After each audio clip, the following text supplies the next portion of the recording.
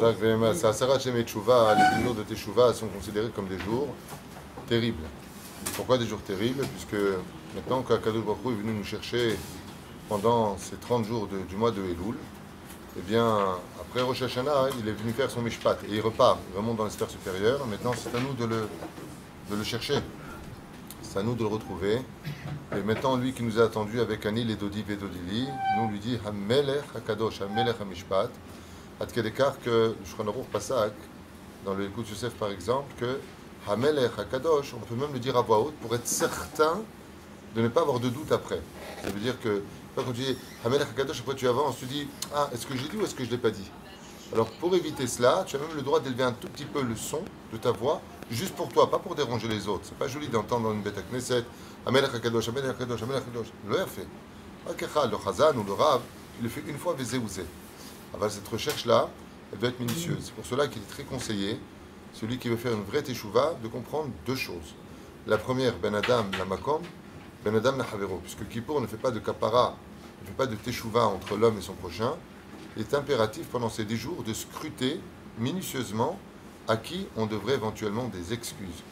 Alors, il n'y a pas besoin de chercher très longtemps entre les belles filles, les belles-mères, les gens, les belles-filles, les frères, les sœurs, au travail, l'eau chasser.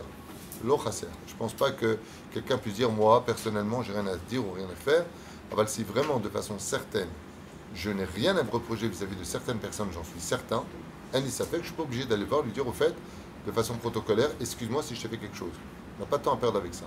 Mais par contre, si j'ai le moindre doute, peut-être que, le mot peut-être que nous obligerait à venir le voir et de régler les comptes pour pouvoir rentrer Naki. Cette chose-là, par contre, qui ne peut pas faire les fautes, réparer les fautes. En ce qui concerne la teshuva de nous-mêmes, tout le monde sait très bien que Asara Yeme Teshuva, Shabbat Teshuva. Ce mot-là est répétitif, tout le monde le connaît. La question, c'est qu'est-ce qu'on en fait? Alors pour ça, je vous conseille une patente extraordinaire qui vaut le coup d'être écoutée. C'est que vous prenez dans le Sidour de Yom Kippourim, là-bas vous avez le Tikkun de Rabbeinu Nissim. Et dans le Tikkun de Rabbeinu Nissim, vous avez le pérout de toutes les mitzvot cachées dans les Tachanunim. Par exemple, comment on a dit les brachot, est-ce qu'on a répondu Baruch Shemu, est-ce qu'on s'est levé devant une personne qui était âgée, est-ce que... Et là-bas, vous allez scruter, vous faites un bilan.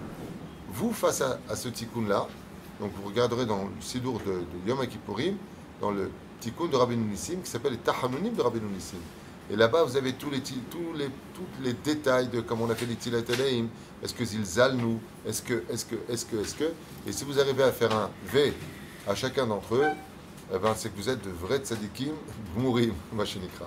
Parce que vous allez voir que très souvent, malheureusement, on est un peu loin de la rectitude de ce que Akadosh Baruch Hu attend de nous. Et comment on peut réparer ça? La réponse est très simple. On a 10 jours. Kolel Yom Kippour. On a 10 jours pour réparer ça, pour pouvoir, Bezrat Hashem, être propre aussi bien devant Dieu que devant les hommes.